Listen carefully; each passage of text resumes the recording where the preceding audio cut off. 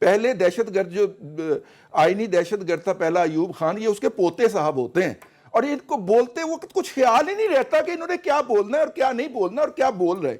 تو جوان رضا صاحب مجھے یہ بتائیے گا، وہ کہتے ہیں نا کہ بڑے سیانے لوگ کہتے ہیں کہ جب بھی آپ معاشیات کو ڈسکس کرنے لگتے ہیں تو یہ نمبرز کا گورکھ دھندا ہے.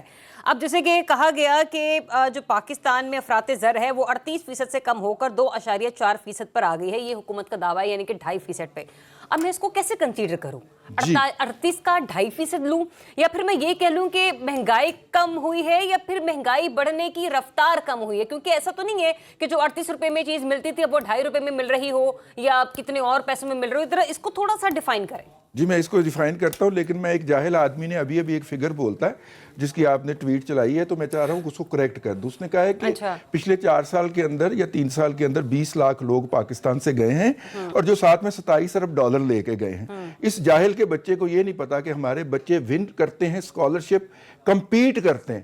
20,000 ہمارے بچے جو ہیں وہ جاتے ہیں یورپین یونین کے اندر، اور 20,000 ہی جاتے ہیں چائنا کے اندر، اور یہ یہاں سے ڈنکیوں کے لیے پیسے دے کے نہیں جاتے. اب یہ ہے کیلکولیشن، رانگ کیلکولیشن. مزید یہ ان کو مزمل اسلم جیسا جو کیلکولیٹ کر کے دے دیتا، 27 ارب ڈالر باہر سے چلا گیا، 20 لاکھ افراد 3 سال کے اندر لے گئے. ان صاحب کی یہ پہلے دہشت گرد جو آئینی دہشت گرد تھا پہلا ایوب خان، یہ اس کے پوتے صاحب ہوتے ہیں، اور ان کو بولتے وقت کچھ خیال ہی نہیں رہتا کہ انہوں نے کیا بولنا ہے اور کیا نہیں بولنا اور کیا بول رہے. تو چونکہ آپ نے وہ چلایا تھا، آپ کا یہ جواب عمر ایوب صاحب کے لیے تھا. ان کے لیے تھے. اب آ جائیے، 42% کا مطلب تھا 42% افراط زر. یعنی ایک چیز اگر اس سال کے شروع میں 100 روپے کی تھی تو وہ اس مالی سال کے اختتام پہ 142 کی مل رہی ہو گئی. یعنی کہ 42% قیمتوں میں بڑھوتری کی شرح 42%. یہ قیمتوں میں بڑھوتری کی شرح 2.4% آئی ہے، جو آپ اپنے سوال کے سب سے آخری حصے میں جو پوائنٹ اٹھایا جی وہ والا ہے کہ 2.4، یعنی کہ چیزوں کے مہنگا ہونے کی شرح کم ہوئی ہے، چیزیں سستی نہیں ہوئی. یہ ایگزیکٹلی ٹھیک ہے نا جی. میں جو آپ نے سوال کیا تھا اس کا جواب ایگزیکٹلی یہی ہے کہ چیزوں کے مہنگے ہونے کی شرح بند ہوئی ہے. اچھا، معاشی اصول کیا کہتا ہے؟ ایک فکرے کے اندر معاشی اصول یہ کہتا ہے کہ چیز کی قیمت ایک دفعہ بڑھ گئی ہے، وہ واپس نہیں آئے گی. اس کے لیے آپ کو لوگوں کی پرچیزنگ پاور بڑھانی پڑے گی، ان کو روزگار کے نئے مواقع دینے پڑیں گے، ان کی تنخواہوں میں اضافہ کرنا پڑے گا. اسی لیے دنیا بھر کے اندر جب سال کے سال انکریمنٹ لگتی ہے تو سب سے پہلے سوال ہوتا ہے جی افراط زر کیا تھی پچھلے سال. چلیں، جو آپ کا سوال ہے میں اسی سے ذرا آگے چڑھتی ہوں. آپ نے کہا کہ لوگوں کی پرچیزنگ پاور بڑھانی پڑے گی. برلاس صاحب، کیسے بڑھے گی لوگوں کی پرچیزنگ پاور؟ کیونکہ اسحاق ڈار صاحب نے آج یہ بھی کہا کہ حکومت نے معاشی سفارتکاری کا فیصلہ کیا ہے، پاکستان کی سفارتی تنہائی کا باب اب ختم ہو گیا ہے. میں سفارتکاری کو کیسے دیکھوں؟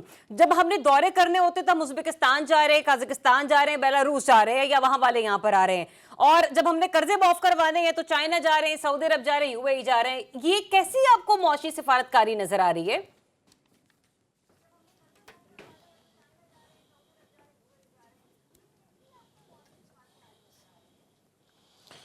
اچھا جی، جو وزیر اعظم کی آپ نے تقریر کا ایک ٹوٹا سنایا، اس میں انہوں نے معاشی سے زیادہ سیاسی باتیں کی ہیں. کاش وہ اور بھی سیاسی باتیں کر دیتے، کوئی جو انہوں نے چاند چڑھائے تھے وہ بھی بتا دیتے. لیکن وہ میں سمجھتا ہوں کہ وہ بڑے کامیاب ہیں جی. آج کل تو انہوں نے ہر ادارے کو فتح کر لیا ہے، اور عدالتیں بھی فتح ہو گئی ہیں، میڈیا بھی فتح ہو گیا ہے. یہ جس ہوٹل میں بیٹھ کے معیار انور رضا پروگرام میں شریک ہیں آپ کے ساتھ، یہ ہوٹل بھی پچھلے دنوں فتح ہو گیا تھا. تو یہاں تو فتوحات کا سلسلہ چل رہا ہے. اب یہ جو معاشی بڑا یہ دعویٰ کر رہے ہیں کہ ایک سال پہلے یہ تھا. اچھا گزارش سنیے ذرا آپ، کہ انہوں نے کہا کہ 1 سال پہلے، بھئی 3 سال سے تو آپ حکمران ہیں، وہ 1 سال پہلے کا سوال کدھر سے آ گیا؟ وہ فرما رہے ہیں 1 سال پہلے یہ حالات تھے. تو بھئی 3 سال سے آپ کی حکمرانی کا تسلسل چل رہا ہے، آپ حکمران ہیں 3 سال سے. تو یہ دعویٰ کرنا کہ 1 سال پہلے تو پھر قصوروار آپ تھے.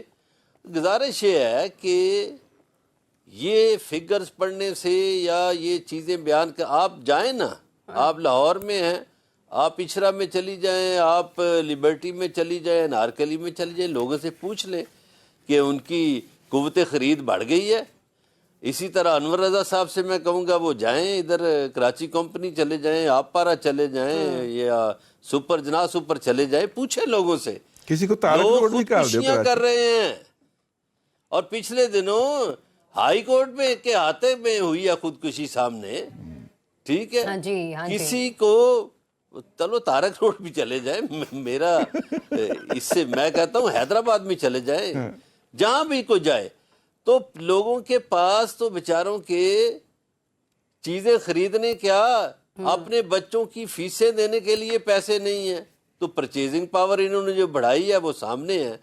ایک ہی میرٹ ہے کہ آپ عام آدمی سے پوچھیں وہ مطمئن ہے یا نہیں ہے، اس سے آپ کو پتہ چل جائے گا ملک کی معاشی صورتحال کا. اور میرا خیال ہے کہ پاکستان کا عام آدمی یا ایون تنخواہ دار طبقہ بھی ناخوش ہے، وہ خوش نہیں ہے، وہ مہنگائی کے سامنے بے بس ہے. وہ بیچارہ یہ صحیح ایک بات کی چلے اب کشتیاں بھی تو ہماری ڈوبتی ہیں نا، ہمارے نوجوان بیچارے جاتے ہیں مستقبل تلاش کرنے، کیونکہ یہاں تو فیکٹریاں بند ہو رہی ہیں. یہ کون سا ملک ہے جو ترقی کر رہا ہے اور اس کی فیکٹریاں بند ہو رہی ہیں؟